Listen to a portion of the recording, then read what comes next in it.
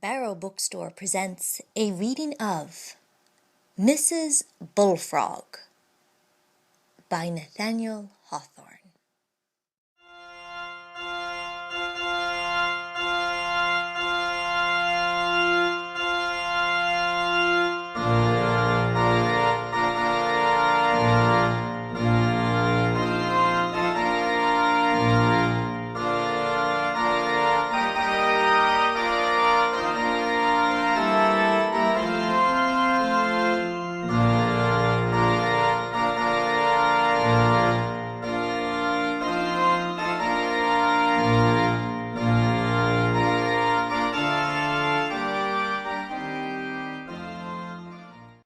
It makes me melancholy to see how like fools some very sensible people act in the matter of choosing wives.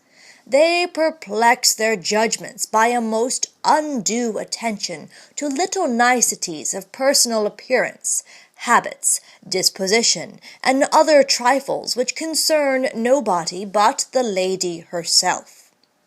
An unhappy gentleman, resolving to wed nothing short of perfection, keeps his heart and hand till both get so old and withered that no tolerable woman will accept them. Now, this is the very height of absurdity. A kind Providence has so skilfully adapted sex to sex and the mass of individuals to each other, that, with certain obvious exceptions, any male and female may be moderately happy in the married state. The true rule is to ascertain that the match is fundamentally a good one, and then to take it for granted that all minor objections, should there be such, will vanish if you let them alone. Only put yourself beyond hazard as to the real basis of matrimonial bliss, and it is scarcely to be imagined what miracles in the way of recognizing similar incongruities connubial love will effect.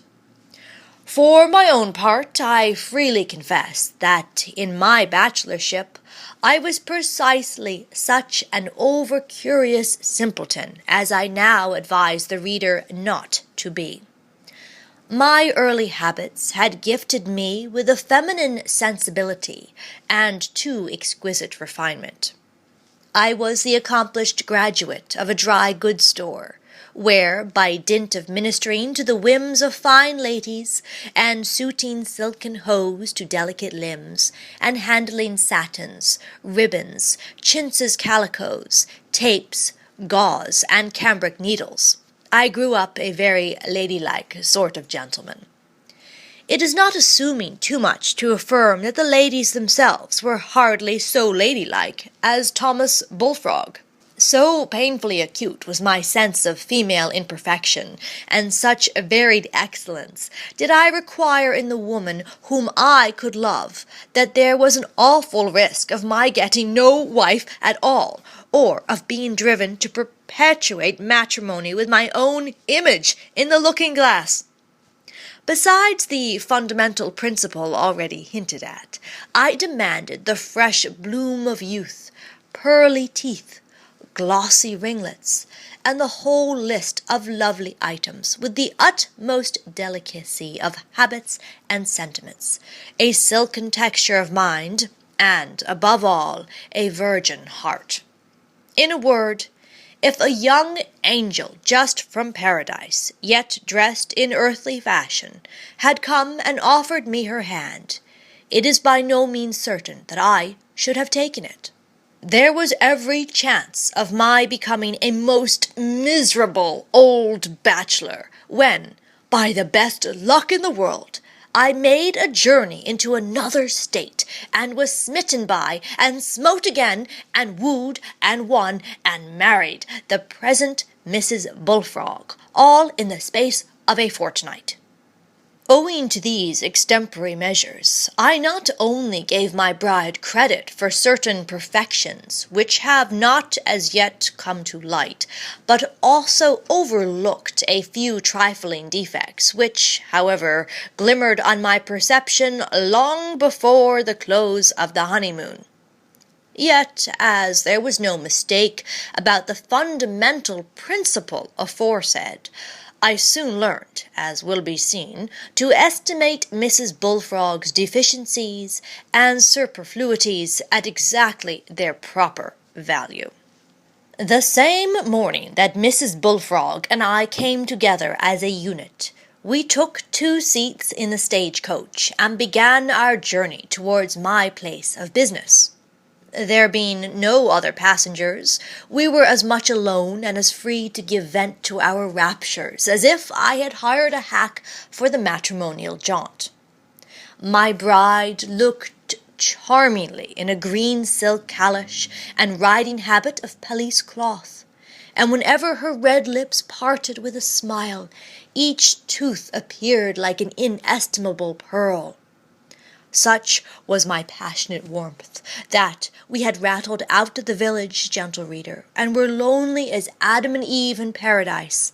I pled guilty to no less freedom than a kiss. The gentle eye of Mrs. Bullfrog scarcely rebuked me for the profanation. Emboldened by her indulgence, I threw back the calash from her polished brow, and suffered my fingers, white and delicate as her own, to stray among those dark and glossy curls which realized my daydreams of rich hair. "My love," said Mrs. Bullfrog tenderly, "you will disengage my curls." "Oh, no, my sweet Laura," replied I, still playing with the glossy ringlet. "Even your fair hand could not manage a curl more delicately than mine. I propose myself the pleasure of doing up your hair in papers every evening at the same time with my own." "Mr. Bullfrog," repeated she, "you must not disarrange my curls." This was spoken in a more decided tone than I had happened to hear until then from my gentlest of all gentle brides. At the same time she put up her hand and took mine prisoner, but merely drew it away from the forbidden ringlet, and then immediately released it. Now, I am a fidgety little man, and always love to have something in my fingers, so that, being debarred from my wife's curls, I looked about me for any other plaything. On the front seat of the coach there was one of those small baskets in which travelling ladies who are too delicate to appear at a public table generally carry a supply of gingerbread, biscuits and cheese, cold ham, and other light refreshments merely to sustain nature to the journey's end. Such airy diet will sometimes keep them in pretty good flesh for a week together. Laying hold of this same little basket, I thrust my hand under the newspaper with which it was carefully covered. "What is this, my dear?" cried I, for the black neck of a bottle had popped out of the basket. "A bottle of Caldor, Mr. Bullfrog," said my wife, coolly taking the basket from my hands and replacing it on the front seat. There was no possibility of doubting my wife's word, but I never knew genuine Caldor, such as I use for my own complexion, to smell so much like cherry brandy. I was about to express my fears that the lotion would injure her skin, when an accident occurred which threatened more than a skin-deep injury. Our Jehu had carelessly driven over a heap of gravel and fairly capsized the coach, with the wheels in the air and our heels where our heads should have been. What became of my wits, I cannot imagine. They have always had a perverse trick of deserting me just when they were most needed. But so it chanced that in the confusion of our overthrow I quite forgot that there was a Mrs. Bullfrog in the world. Like many men's wives, the good lady served her husband as a stepping-stone. I had scrambled out of the coach and was instinctively settling my cravat when someone brushed roughly by me, and I heard a smart thwack upon the coachman's ear. "Take that, you villain!" cried a strange, hoarse voice. "You have ruined me, you blackguard! I shall never be the woman I have been!" And then came a second thwack, aimed at the driver's other ear, but which missed it and hit him on the nose, causing a terrible effusion of blood. Now, who or what fearful apparition was inflicting this punishment on the poor fellow remained an impenetrable mystery to me. The blows were given by a person of grisly aspect, with a head almost bald and sunken cheeks, apparently of the feminine gender, though hardly to be classed in the gentler sex. There being no teeth to modulate the voice, it had a mumbled fierceness, not passionate but stern, which absolutely made me quiver like calf's foot jelly. Who could the phantom be?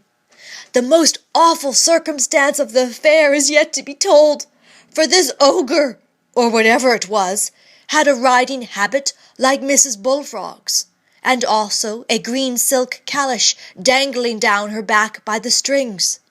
In my terror and turmoil of mind, I could imagine nothing less than that the old Nick, at the moment of our overturn, had annihilated my wife and jumped into her petticoats.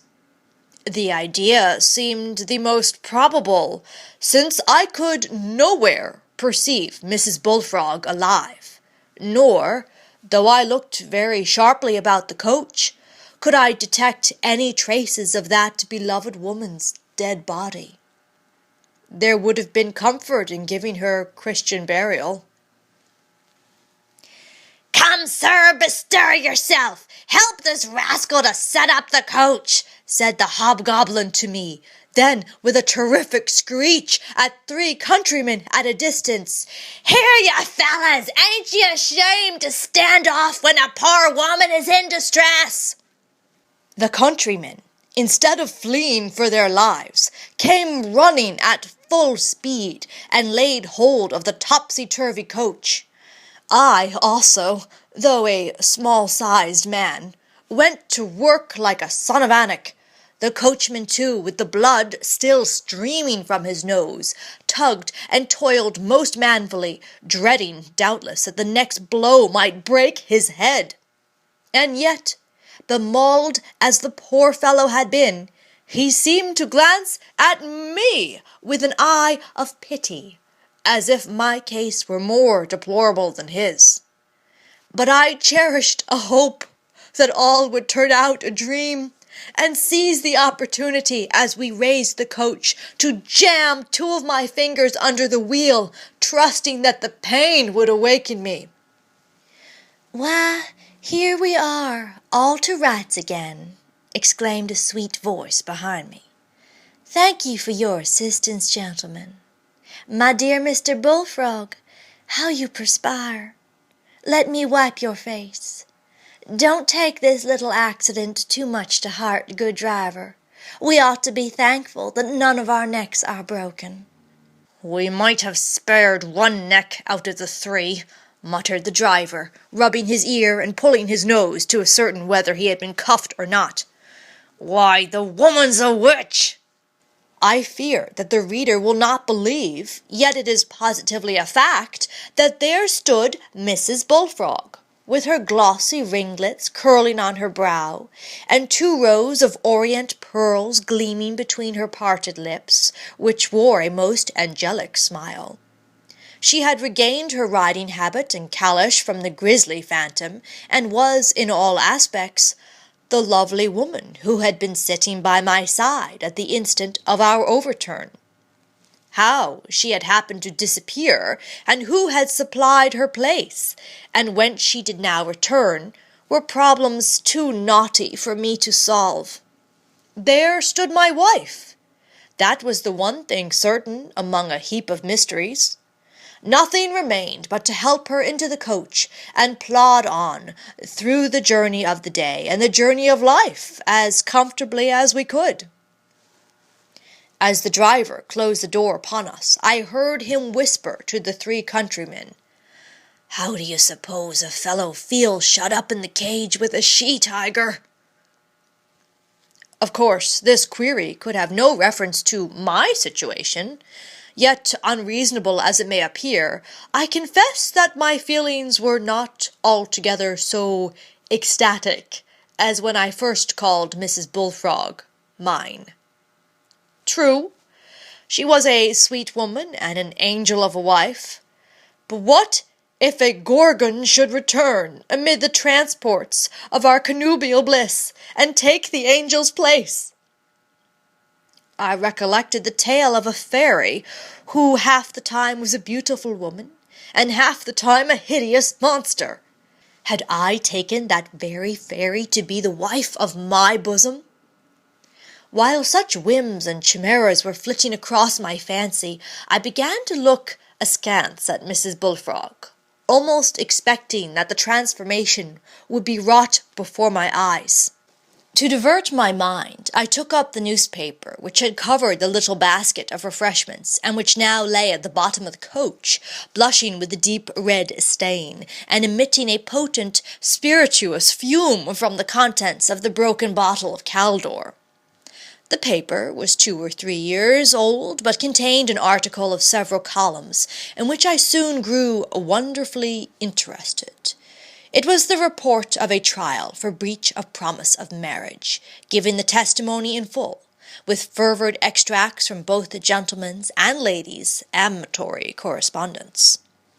The deserted damsel had personally appeared in court, and had borne energetic evidence to her lover's perfidy and the strength of her blighted affections. On the defendant's part, there had been an attempt, though insufficiently sustained, to blast the plaintiff's character, and a plea in mitigation of damages on account of her unamiable temper. A horrible idea was suggested by the lady's name. "Madam," said I, holding the newspaper before Mrs. Bullfrog's eyes, and though a small, delicate, and thin-visaged man, I feel assured that I looked very terrific. "Madam," repeated I through my shut teeth, "were you the plaintiff in this cause?" "Oh, my dear Mr. Bullfrog," replied my wife sweetly, "I thought all the world knew that." "Horror! Horror!" exclaimed I, sinking back on the seat.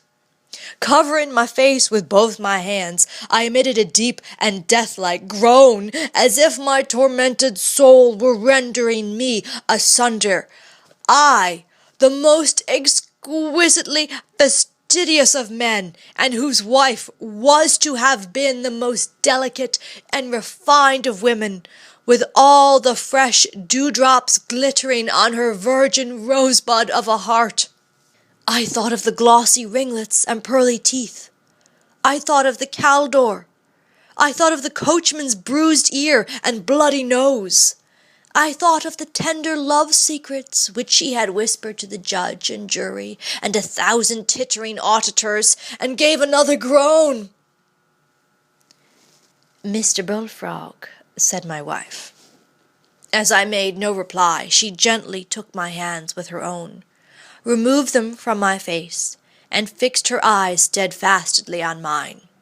"Mr. Bullfrog," said she, not unkindly, yet with all the decision of her strong character, "let me advise you to overcome this foolish weakness, and prove yourself to be the best of your ability, as good a husband as I will be a wife.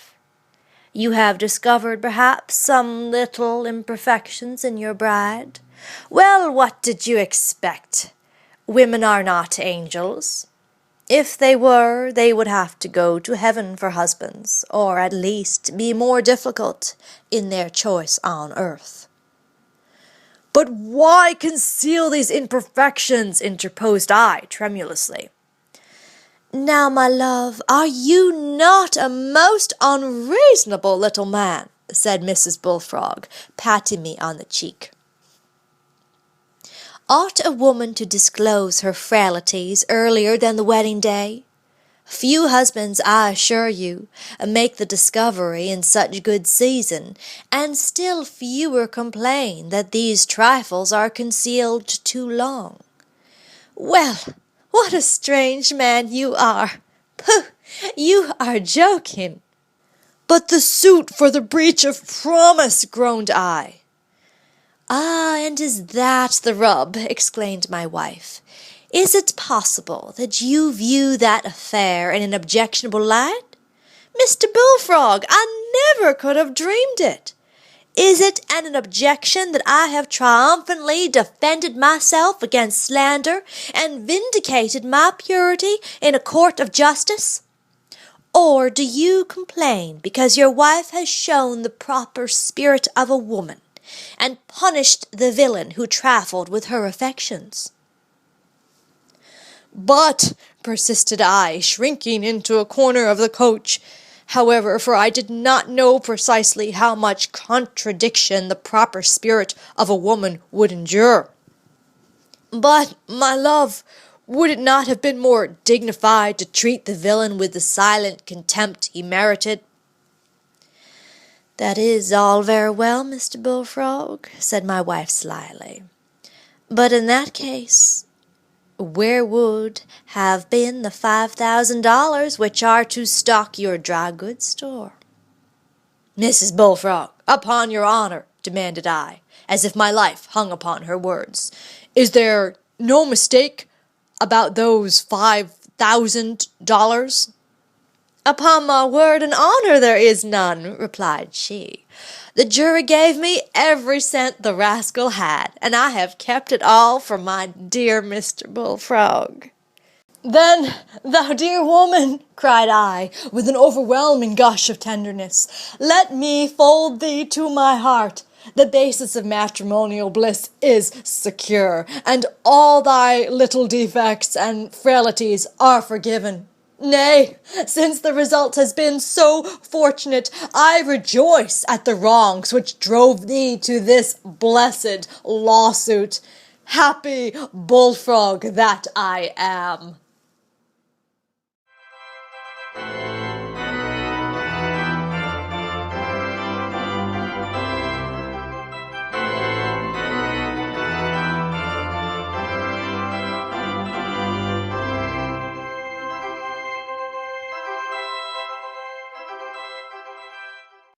This has been a reading of Mrs. Bullfrog by Nathaniel Hawthorne, presented by the Barrow Bookstore, located in historic Concord, Massachusetts, home of the authors.